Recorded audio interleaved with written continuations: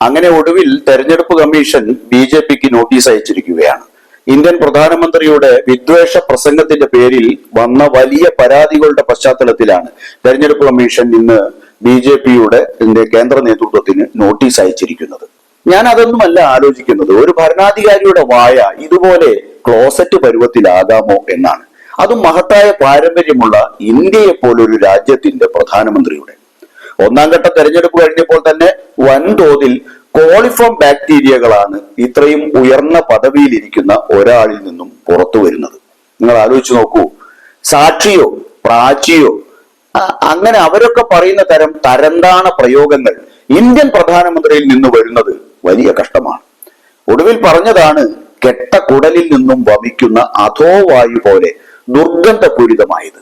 ഹിന്ദു സ്ത്രീകൾ ധരിക്കുന്ന മംഗളസൂത്രം, വടക്കേ ഇന്ത്യയിലേക്കൊക്കെ കെട്ടുതാലിക്ക് അങ്ങനെയാ പറയാ. രാജ്യത്ത് മുസ്ലിം നുഴഞ്ഞുകയറ്റക്കാർക്ക് കോൺഗ്രസ് പുനർവിതരണം ചെയ്യുന്നുവെന്ന തികച്ചും വിചിത്രമായ ഒരു ആരോപണമാണ് തെരഞ്ഞെടുപ്പ് റാലിയിൽ നരേന്ദ്രമോദി ഉയർത്തിയത്. അങ്ങനെ ഒരു വാചകം കോൺഗ്രസിന്റെ പ്രകടന പത്രികയിൽ കാണിച്ചു തരാമോ എന്ന് കോൺഗ്രസ് പ്രസിഡന്റ് മല്ലികാർജുൻ ഖാർഗെ മോദിയെ വെല്ലുവിളിച്ചു. എന്ത് കാര്യം? അതൊന്നും ചെവിക്കൊള്ളുന്നയാളല്ല നരേന്ദ്രമോദി. അതിനൊന്നുമുള്ള ഔദത്യം അദ്ദേഹത്തിനില്ല. മിസ്റ്റർ മോദി, താങ്കൾക്ക് അറിയുമോ, ബഹുഭൂരിപക്ഷം വരുന്ന ഹിന്ദു സ്ത്രീകളുടെ കെട്ടുതാലി നഷ്ടപ്പെട്ടത് താങ്കളുടെ 10 വർഷക്കാലത്തെ ഭരണത്തിന് കീഴിലാണ് എന്നറിയുമോ?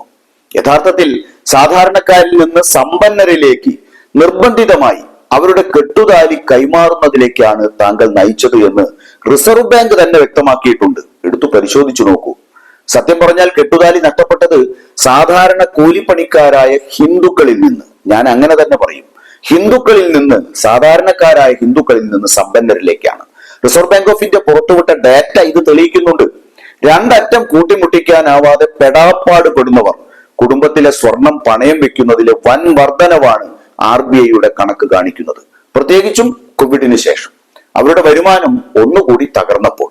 RBI കണക്കുകൾ പ്രകാരം 2020 സെപ്റ്റംബർ മുതൽ 2021 സെപ്റ്റംബർ വരെ ഒറ്റ വർഷം സ്വർണ്ണ പണയ വായ്പകൾ ഏകദേശം 60% വർദ്ധിച്ചത്.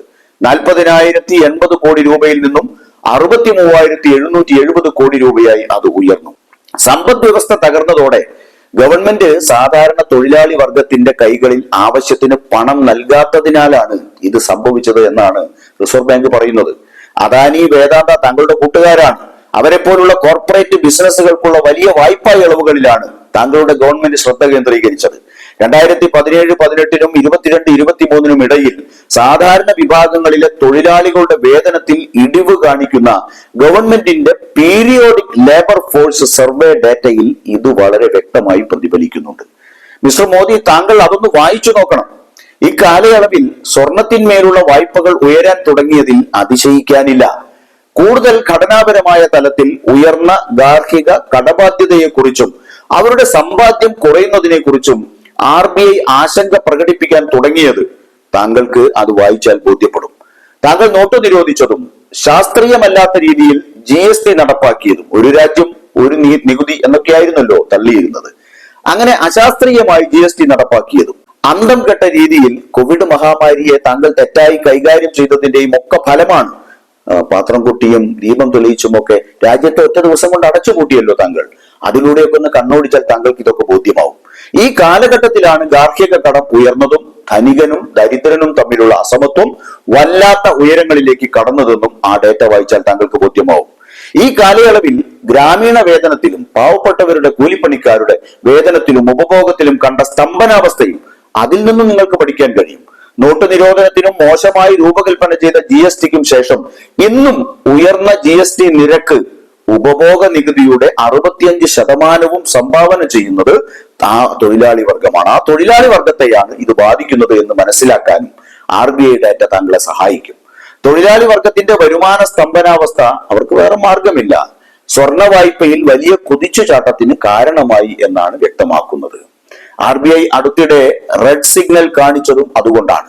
കഴിഞ്ഞ 7-8 വർഷമായി പല മടങ്ങ് വർദ്ധിച്ച സ്വർണ്ണ പണയത്തിന്മേൽ എടുത്ത വായ്പകൾ സൂക്ഷ്മമായി നിരീക്ഷിക്കാൻ ബാങ്കുകളോടും NBFCകളോടും അവർ ആവശ്യപ്പെടുകയും ചെയ്തത് വെറുതെയല്ല. വർദ്ധിച്ചു വരുന്ന ഗാർഹിക കടബാധ്യതയും സമ്പാദ്യത്തിലെ ഇടിവും ഭാവിയിലെ വളർച്ചയെയും ഉപഭോഗത്തെയും ബാധിക്കുമെന്ന് RBI വിശ്വസിക്കുന്നത് കൊണ്ടാണ് അവർ അപായ സൂചന നൽകിയത്.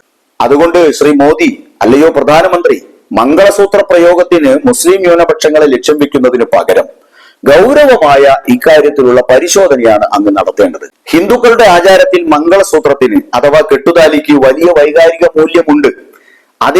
അതിനേക്കാൾ വൈകാരികമായി മുസ്ലിങ്ങൾക്കെതിരെ തിരിച്ചുവിട്ടാൽ വോട്ട് നേട്ടം ഉണ്ടാക്കാമെന്നാണ് താങ്കൾ കരുതുന്നത്. പോളിംഗിന്റെ ശേഷിക്കുന്ന ഘട്ടങ്ങളിൽ കൂടുതൽ ആളുകൾ പുറത്തു വരാനും കഴിഞ്ഞ ഘട്ടത്തിൽ ആളുകൾ വളരെ കുറച്ചാണ് വോട്ട് ചെയ്യാൻ വന്നത്. അത് ഇത്തവണ വർദ്ധിപ്പിക്കാനും തങ്ങൾക്ക് അനുകൂലമായി വോട്ട് ചെയ്യിക്കാനും വേണ്ടി പച്ച വർഗീയത പറഞ്ഞ് ശ്രദ്ധ തിരിക്കാൻ തീവ്രമായി ശ്രമിക്കുന്നതിന് പകരം വരുമാനത്തിന്റെ പുനർവിതരണത്തെക്കുറിച്ച്, പാവപ്പെട്ടവരിലേക്കൊക്കെ പണം എത്തുന്നതിനെ കുറിച്ച് ചർച്ച ചെയ്യുകയാണ് ഒരു ഭരണാധികാരി എന്ന നിലയിൽ താങ്കൾ ശരിക്കും താങ്കളുടെ ഭരണകാലയളവിൽ ചെയ്യേണ്ടിയിരുന്നത്. കുറഞ്ഞ വോട്ടിംഗ് ശതമാനം BJPയുടെ ഉറക്കം കെടുത്തുന്നുണ്ടെന്ന് എല്ലാവർക്കും അറിയാം. അതാണ് നിങ്ങളെ വല്ലാതെ വേവലാതിപ്പെടുത്തുന്നതെന്നും അറിയാം. അതുകൊണ്ട് ജനവിധിക്ക് കീഴടങ്ങുക എന്ന വിധി മാത്രമാണ് നിങ്ങളുടെയൊക്കെ മുന്നിലുള്ളത്. സ്വന്തം ജീവിതം ഗതികെട്ട് ജീവിച്ചു തീർക്കുന്ന ഒരു യഥാർത്ഥ ഹിന്ദുവും, അങ്ങനെ തന്നെ പറയണം, ഒരു യഥാർത്ഥ ഹിന്ദുവും താങ്കൾ നീട്ടുന്ന ചൂണ്ടയിൽ കൊത്തില്ലെന്ന് മാത്രമല്ല, താങ്കൾ പുറത്തുവിടുന്ന അധോവായുവിന്റെ ദുർഗന്ധത്തിന് നേരെ മൂക്കും പൊത്തിപ്പിടിച്ച് വിരലിൽ മഷി പുരട്ടുമെന്ന് താങ്കളെ ഓർമ്മപ്പെടുത്തുകയാണ്.